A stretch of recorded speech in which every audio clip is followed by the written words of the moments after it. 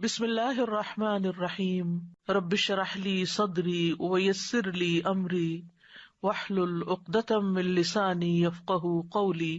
صحبت اور غسل جنابت۔ صحابہ کرام رضی اللہ عنہم کے درمیان غسل جنابت کا ایک مسئلہ زیر بحث آیا۔ ایک گروہ کہتا تھا کہ غسل صرف دخول پہ فرض ہو جاتا ہے، انزال شرط نہیں، یعنی واٹر ڈسچارج جو ہے وہ ضروری نہیں۔ دوسرا گروہ بیان کرتا تھا کہ وجوب غسل کے لیے دخول کے ساتھ انزال بھی شرط ہے۔ یہ طویل مباحثہ کسی فیصلہ کن صورت پر منتج نہ ہوا۔ آخر قرار پایا کہ ام المومنین حضرت عائشہ رضی اللہ عنہا سے دریافت کیا جائے۔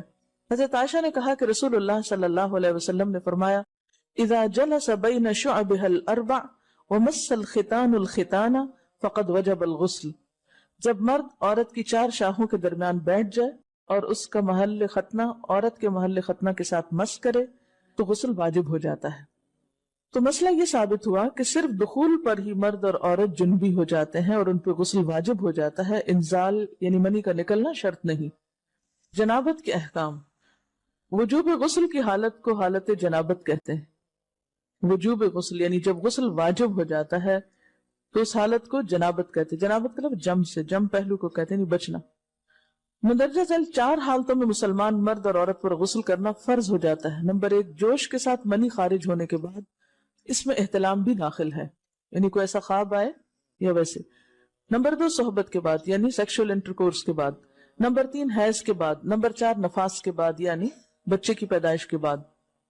اس میں یاد رکھیے کہ بہت سے لوگ پوچھتے ہیں کہ اگر خواتین انٹرنل چیک اپ کرواتی ہیں تو کیا اس سے غسل واجب ہوتا؟ تو کوئی غسل واجب نہیں ہوتا جب تک کہ ان چار چیزوں میں سے کوئی چیز نہ ہو۔ اس میں یاد رکھیے کہ بہت سے لوگ پوچھتے ہیں کہ اگر خواتین انٹرنل چیک اپ کرواتی ہیں تو کیا اس سے غسل واجب ہوتا؟ تو کوئی غسل واجب نہیں ہوتا جب تک کہ ان چار چیزوں میں سے کوئی چیز نہ ہو۔ صرف منی خارج ہونے سے بات نہیں، بلکہ جوش کے ساتھ منی خارج ہونے کے بعد غسل واجب ہوتا ہے۔ رسول اللہ صلی اللہ علیہ وسلم نے فرمایا، جب تم عورت کی چار شاخوں کے درمیان بیٹھ کر صحبت کرو تو تم پر غسل واجب ہو گیا اگرچہ منی نہ نکلے۔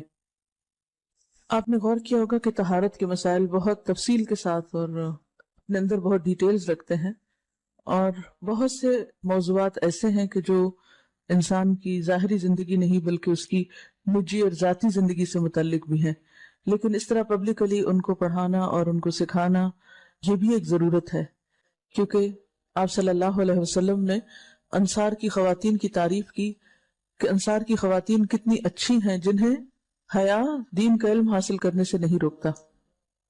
تو سوال یہ پیدا ہوتا ہے کہ آخر اتنی تفصیلات کیوں؟ اور بعض لوگ اس کو ناپسندیدہ قرار دیتے ہیں، تو ایسا کرنا ناسمجھی کی علامت ہے۔ ہم دیکھتے ہیں کہ انسان اگر اللہ کے بتائے ہوئے طریقے کے مطابق زندگی بسر کرتا ہے تو اس میں خیر ہی خیر ہے، اور وہ صرف خیر اس کی اپنی ذات تک نہیں رہتی، بعض اوقات دوسروں کی بھلائی کا ذریعہ بھی بن جاتی۔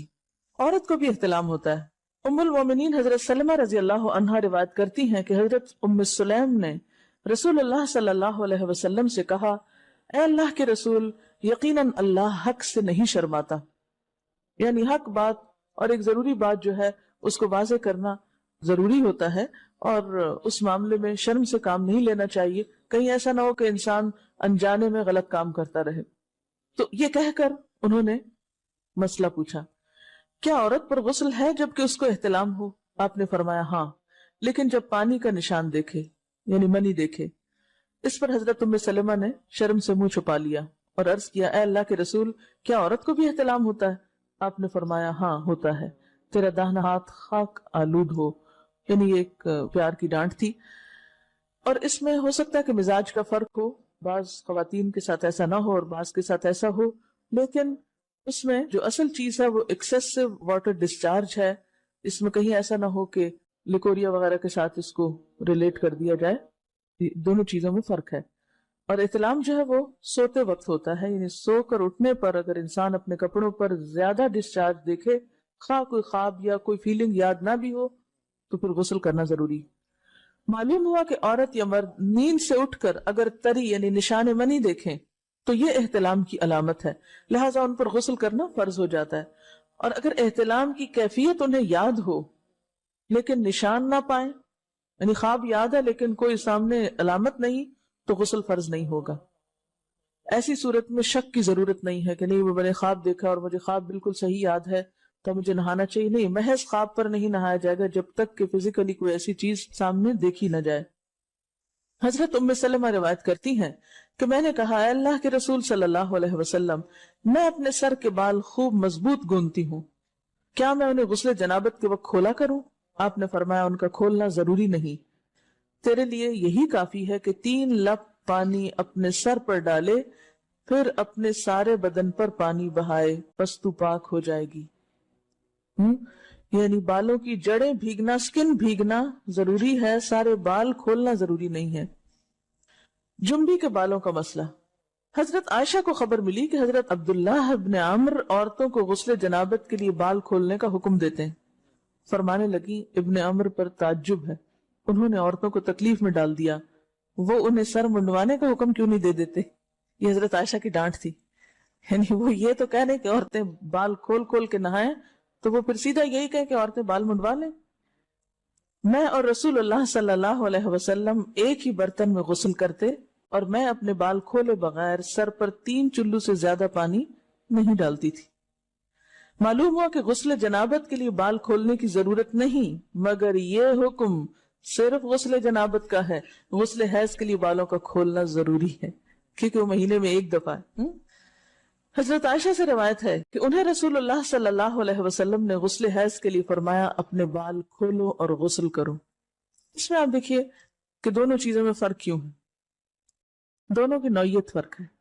اور حیض جو ہے وہ ایک نجاست کی کیفیت بھی ہے نا، قل ہوا اذی، اس کے بعد نہانا اور نہا کر خوشبو لگانا خاص طور پر اس کا سارا حکم آتا ہے. لیکن غسل جنابت میں نجاست کی وہ کیفیت نہیں ہے. یعنی حیض کا خون اور منی جو ہے ان دونوں کے حکم میں بھی فرق ہے. ٹھیک ہے نا. بعض علماء کے خیال میں جو منی ہے اٹ سیلف وہ ناپاک چیز نہیں ہے.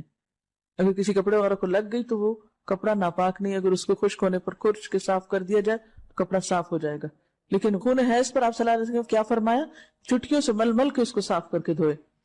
تو ان دونوں میں بھی فرق ہے. لہٰذا ان دونوں کے بعد نہانے کے حکم میں بھی فرق ہے.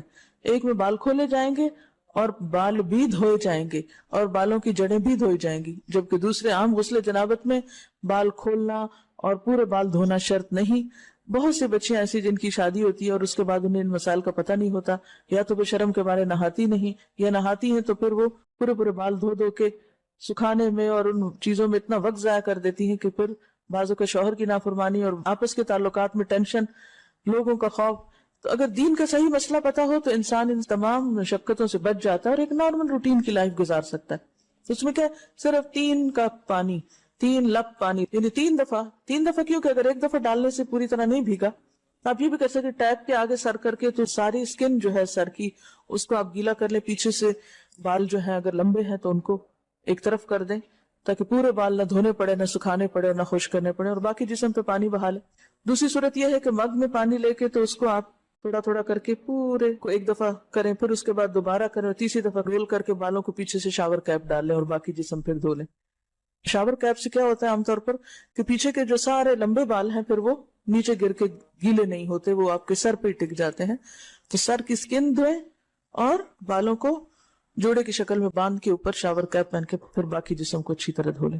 تو اس میں آپ دیکھیں کہ جب بالکل سر کے سکن کا حصہ ہی تر ہوگا، اور یہ 3 دفعہ کرنا ہوگا، ایک دفعہ سے نہیں کام چلے گا، 3 دفعہ کرنا تاکہ کوئی بھی بال برابر جگہ سکن کی خشک نہ رہ جائے.